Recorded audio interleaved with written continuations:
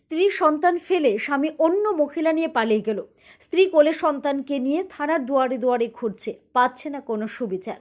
গত 1.5 মাস ধরে প্রতাপগড়ে ভাড়া থাকা গাড়ির চালক নন্দন দাস তার স্ত্রী ও সন্তানকে ফেলে দিয়ে অন্য মহিলাকে নিয়ে পালিয়ে যায়। তারপর থেকেই থানার দুয়ারে দুয়ারে ঘুরছে স্ত্রী প্রিয়াঙ্কা মালাকার, কিন্তু কোনো পুলিশের সহযোগিতা পাচ্ছে না। পরে অসহায় গৃহবধূ প্রিয়াঙ্কা আজ আগরতলা প্রেস ক্লাবের সাংবাদিকদের দ্বারস্থ হলেন। রাজ্যের আইনি ব্যবস্থা নিয়ে একরাশ ক্ষোভ উগরে দিলেন অসহায় গৃহবধূ। সে জানায় 1.5 মাস ধরে তার স্বামী নন্দন দাস অন্য মহিলা নিয়ে অন্য কোথাও সংসার করছে, কিন্তু তার স্ত্রী ও সন্তানের কোনো খোঁজ খবর নিচ্ছে না, উল্টো ফোনে প্রাণে মারার হুমকি দিচ্ছে। এমনকি স্বামী নন্দন দাস স্বর্ণালঙ্কার এবং সন্তানের চিকিৎসার জন্য যে 50,000 টাকা ছিল তা নিয়ে পালিয়ে গেছে। এই নিয়ে গৃহবধূ অরুন্ধতিনগর থানায় মামলা করতে গেলে পুলিশ মামলা নেয়নি। 1.5 মাস ধরে থানায় থানায় ঘুরে কোনো সহযোগিতা না পেয়ে সংবাদ মাধ্যমের দ্বারস্থ হয় অসহায় গৃহবধূ। শুনে নেওয়া যাক কি বলছেন এই গৃহবধূ। 16 তারিখ কইছে ইয়েতে যাইব, সাবরুম যাব টিপ লইয়া। তারপর থেকে সন্ধ্যার থেকে আর কোনো খবর নাই, মোবাইল বন্ধ। তো আমি পরের দিন থানাত গেলাম। আগরতলা যত থানা আছে সব থানার মধ্যে ঘুরলাম, এক থানার থেকে আরেক থানা, এক থানা থেকে আরেক থানা পাঠাই। তারপরে তারা কয় হইতো না, এটা হ্যাঁ নিজের ইচ্ছা করে গেছে, হ্যাঁ নামে মিসিং কেস হইতো না, মিসিং ডায়েরি হইতো না।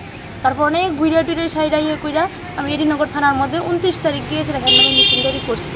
করার পর তারা কিছু খবর হইলে জানাইবো। এরপরে থেকে আমি বাড়িতে গেছি, যা প্রায় 6 তারিখ বা 7 তারিখ আইসি। আবার এসে তারা জিজ্ঞেস করছি, তারা আমার পাত্তাই দেয় না, কোনো ইয়ে করে না। খবর হলে তো জানাবো, আর সে নিজের ইচ্ছা করে গেছে, হ্যাঁ কে খুঁজে আনবো, কে ইয়ে করবো, এরকম মানে যে কথার কোনো মানে নাই, এরকম উল্টাপাল্টা অনেক কথাবার্তা কইতেছে। নতুন নাকি আইন বাইরেছে যে একজনের 4টা বিয়ে করতে পারে, বাধা দিতে পারতাম না, করো কি নাকি বৈধ, এরকম নানান কথাবার্তা। এরপরে কইছে ওই থানার ওসি কইছে আমারে ইয়ে করতে। আমি এখানে আয়া গেছিলাম, প্রেস ক্লাব আরেকদিন আয়া গেছিলাম, তারা যখন কোনো জবাব দেয় না।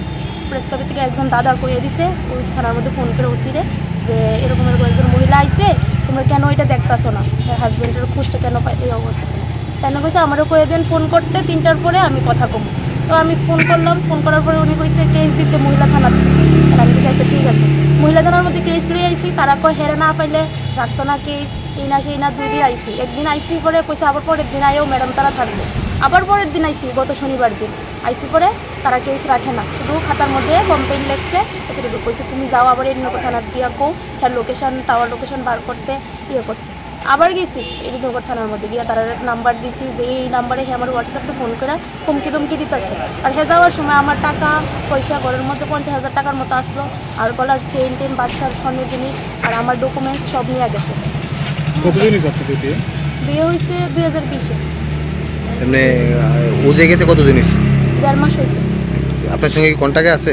কন্ট্যাক্ট 2 দিন কন্ট্যাক্ট করছে হোয়াটসঅ্যাপের মধ্যে, ফোন করে হুমকি দুমকি, তার বাচ্চা দিয়ে লাইতাম ইয়ে করতাম। সে কালকেও কন্ট্যাক্ট করছে, ওরা বলতেছে তুমি যে এইভাবে ছড়াইতেছো, নিউজে টিউজে দিতেছো, ফেসবুকে দিতেছো, তুমি কী চাও আমি মরতাম নিয়ে নিশে নিতেন। আমি কিছু তুমি বাড়িতে আয়া পড়ো সুন্দর করে বেরিয়ে চলবে না, হ্যাঁ আইতো না, আমি যেন আসি আমি তোর লোকের সংসার করতাম না, এই না সেটা নানান কথাবার্তা উল্টা পাল্টা যা পারছে। আপনার সঙ্গে সংসার না করার পিছনে কারণটা কি? ও আরেকজন মহিলা লইয়া গেছে, হ্যাঁ শিল্পী সাহা নামে একজন মহিলা, প্রতাপগড় বাড়ি। ওই মহিলারে নিয়ে থাকবো, ওই মহিলারা নাকি ও ভালোবাসে, এই যে আমি নাকি ভালো না। তো আমি কিছু, আমি যদি ভালো না হই তুমি আয়ো, এসে তুমি সামনাসামনি বইয়া কথাবার্তা কও, আমার কি দোষ তুমি প্রমাণ করো, তারপর যা হওয়ার হইব। সে আইতো না, সেই না কত কথাবার্তা। থানার থেকেও কইছে টাওয়ার লোকেশন বার করবো, আমার জানাইবো। আজকে আবার আরেক শনিবার, এখন পর্যন্ত কোনো খবর নেই। আজকে সকালেও থানাতে কল করছি, জিজ্ঞেস করছি, তারা খবর হইলে তারা আমার জানাইবো, এতটুকু। থানাতে কতদিন ধরে ঘুরতেছেন? 1.5 মাস ধরে আমি ঘুরতেছি থানার মধ্যে, থানা বাড়ি থানা। কোন থানাতে? এডিনগর থানা। আচ্ছা আপনার কি মানে সব জিনিসপত্র নিয়ে গেছে? হ্যাঁ। কি কি নিয়ে গেছে? গলার চেন, বাচ্চার গলার চেন, হাতের শাখা বান্দানি, তারপর 50,000 টাকা এটা আমার বাপের বাড়ির থেকে দিছিল।